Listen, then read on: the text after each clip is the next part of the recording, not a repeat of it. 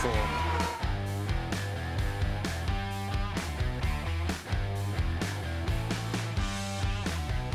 If you don't raise the bar, how will you ever know your potential? Hello everybody and welcome to another episode of the Sports for Champions podcast. Today I am joined by Adam Hague, pole vaulter extraordinaire. How are you today, Adam? I'm good, thank you. How are you? I'm not so bad, thank you. So I'd like to start, if we could. I know you were around 12 when you first got into pole vaulting. Can you tell us how that happened?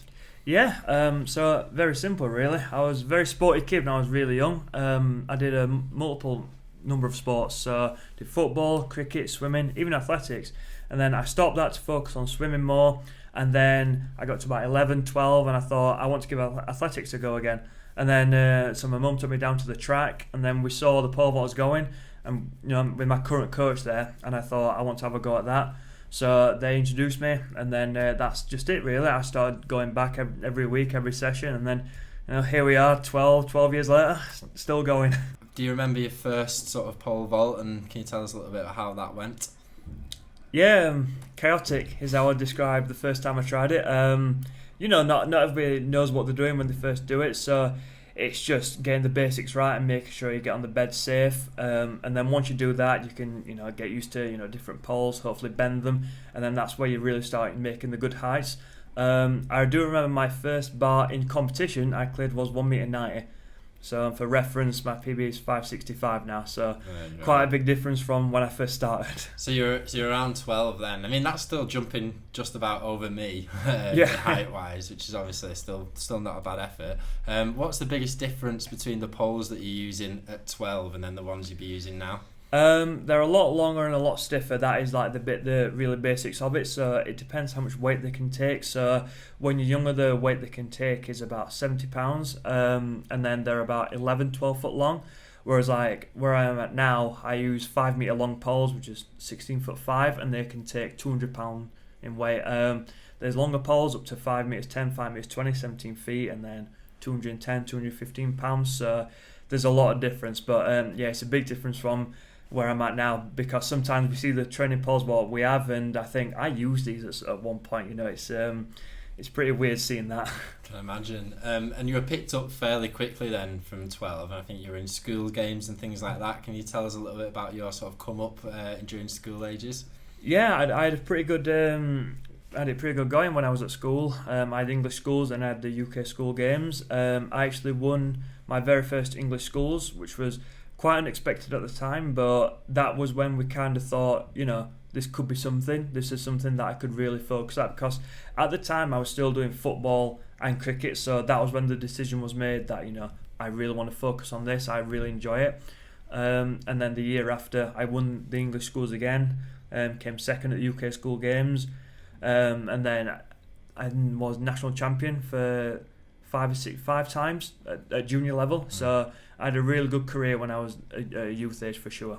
So you say you played a lot of different sports and you were still playing football and cricket while you were competing in pole vault. Have you always been particularly athletic?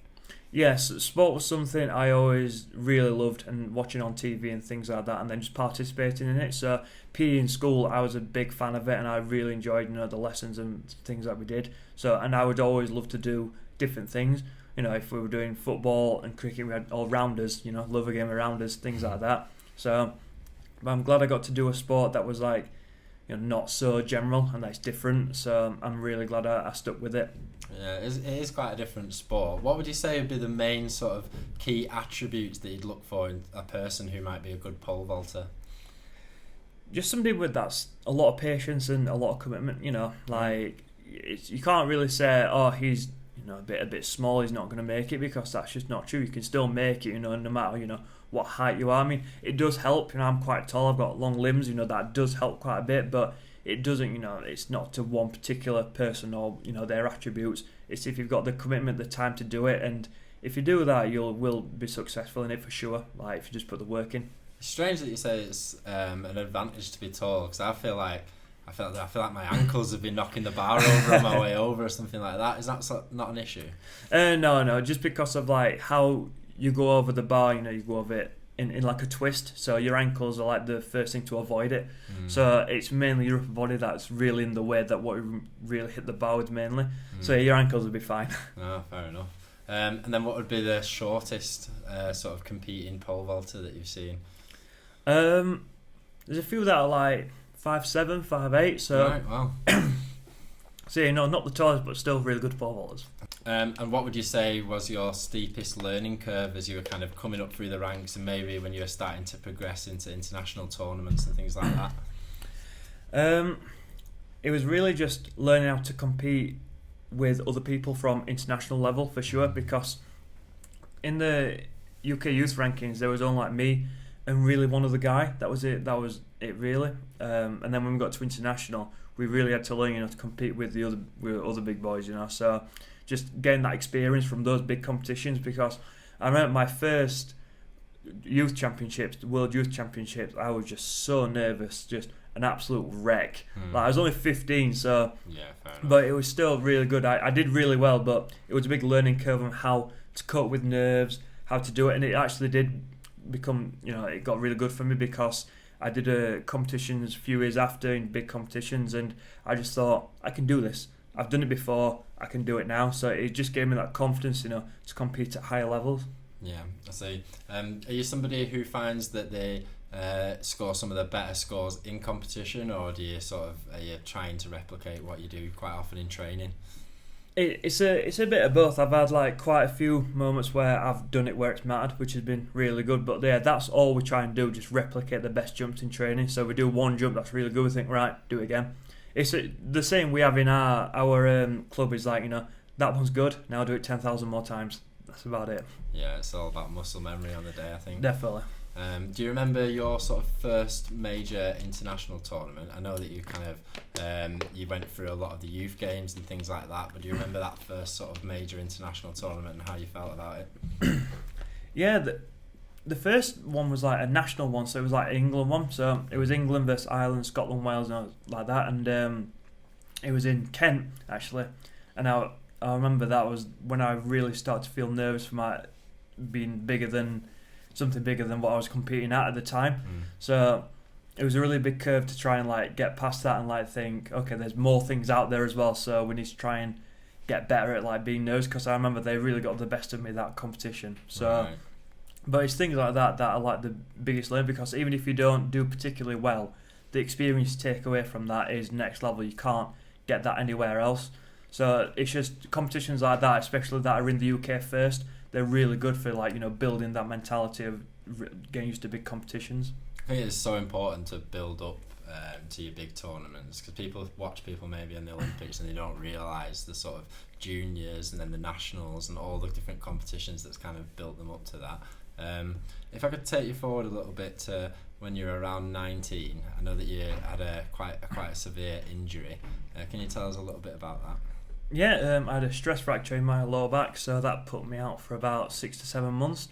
That was a tough time. It was my first real injury, and it was 1 year before the Commonwealth Games in Gold Coast. I had the qualifying, but I wasn't sure if I would still get picked, because you still have to like prove your fitness. So it was not about rushing, but we had to make sure we got everything right before we came back, because we don't want to do that again. We can't miss another season basically.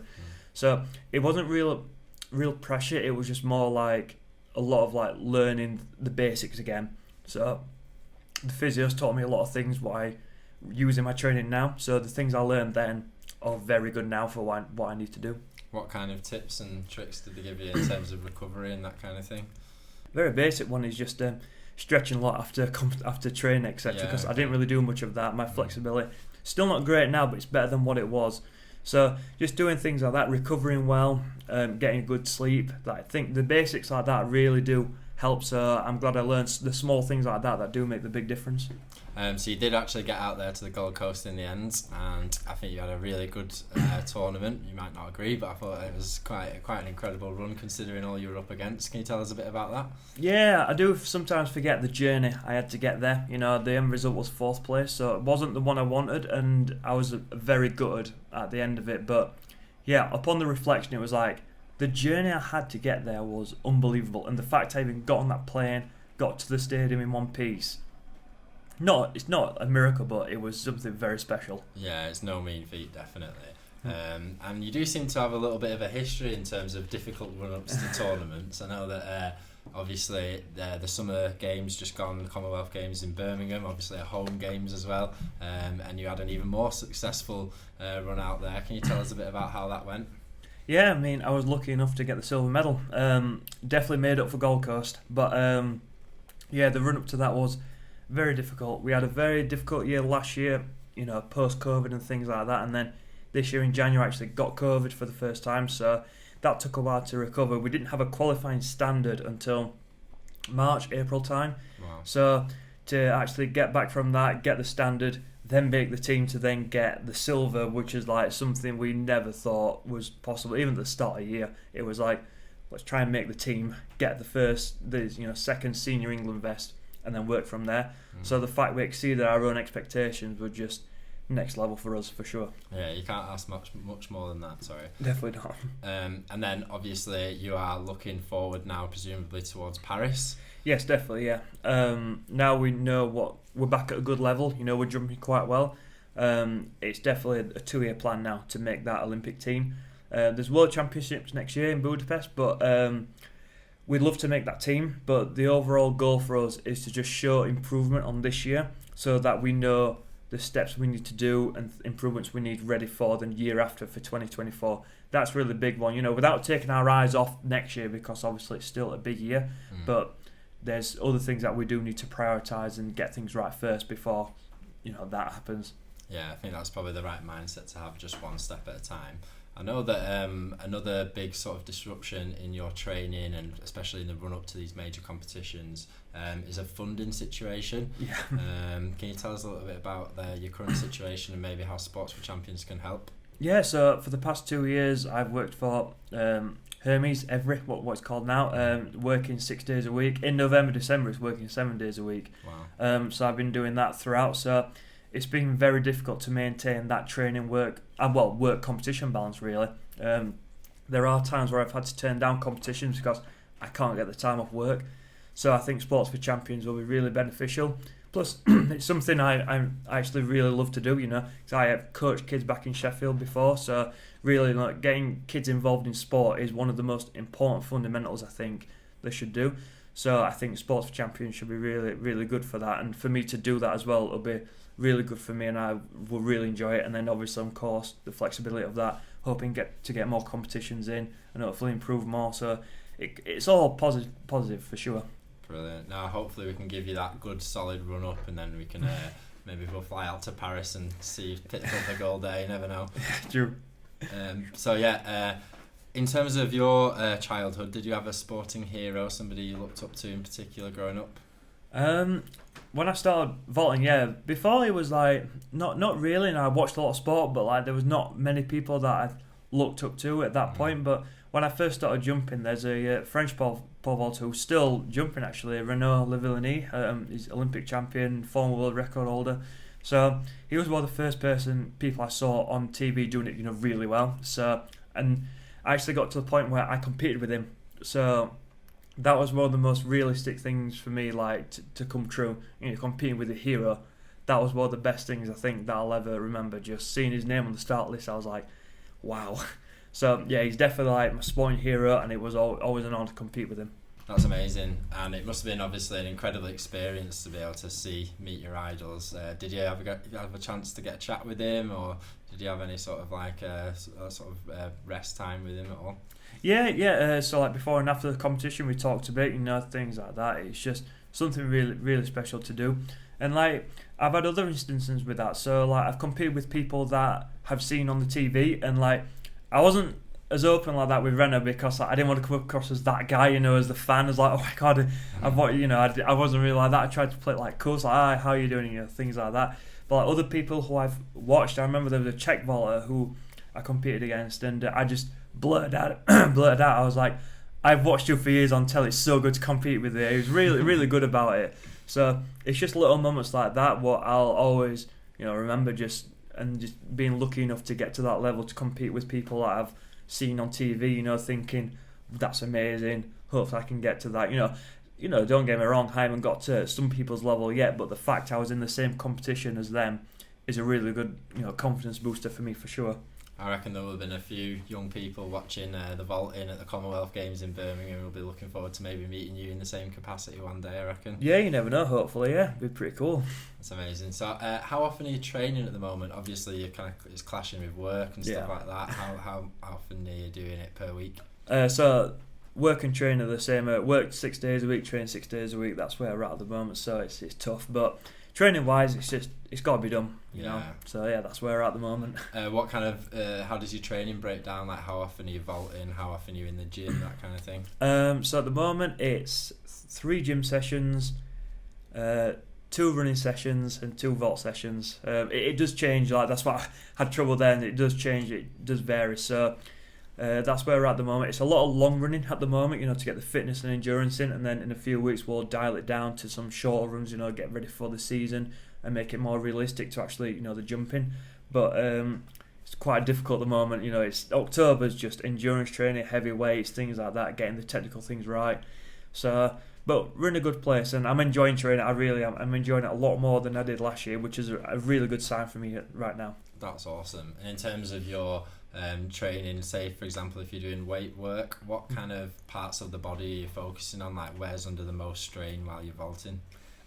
So at the moment it's a bit unorthodox usually it'd be like, you know, a lot of weights and things like that. So there's still weights in our programme, but because we're on for Paris at the moment, it's really like making sure my body can handle what's about to come basically. So it's a lot of like all body things, like core work and stuff. Yeah, a lot of shoulders, a lot of leg work and things like that. So it's just all around at the moment, just to make sure we can like survive it basically, because we got to like July this year and I started to have a couple of niggles in my hamstring and things like that, and we just thought we need to get this right. So the endurance is there for the running, and then the weight's heavy and it's all, you know, all over. So and that's it. But that's the thing with training. You never know if you're doing the right thing. You just gotta trust your training. So and that's what I'm fully doing now. Just gotta trust it, and hopefully it leads us down the way we want to go.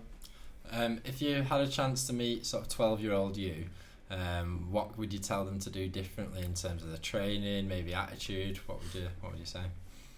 Stretch more. For sure. That would be the one thing. Stretch more and do smart things like that. Train a bit smarter. But like, I don't know, when I was like 12 or 13, it was more like just enjoying jumping. So that's what I'd say, just like keep enjoying the jumping, because like there has been hard times in my vaulting. So I just said keep at it, keep going at it, keep showing up. That's all that matters, and you'll get there, because I know, you know, I've been through the really bad times and I've come out on the other side. So things have got to get worse before they get better. I know that firsthand. Yeah. So that's what I say, you know, stretch more and just persevere and keep at it. Maybe in terms of another young person who's maybe looking at a career in athletics or something like that, have you got any sort of gems for them? Yeah, biggest one is don't be afraid to do a sport that's different. So, you know, not everybody's doing pole vault, but like in general, you know, not everybody's doing athletics, gymnastics, you know. You don't have to stick to like, you know, the football, the cricket, you know, general sports. Try something different, and if you enjoy it, keep at it. Because I remember when I was in school, I first started, people were like, why are you doing pole vault? What's pole vault? Why? What? That's a bit stupid. You know, it's 12, 13 kids. So, but I persevered with it. So that's what I'd say. You know, if you're getting things like that about, you know, sport you might want to do or something like that, just ignore them. If you enjoy it, that's all that matters. Just keep at it. Brilliant. I think that's a fantastic note to end it on. Thank you so much for joining us today. Yeah, thank you. You're more than welcome. Thank you to everyone joining at home. It's been fantastic speaking to Adam here, and I hope you've enjoyed listening too. We'll see you next time for some more Sports for Champions fun. See ya.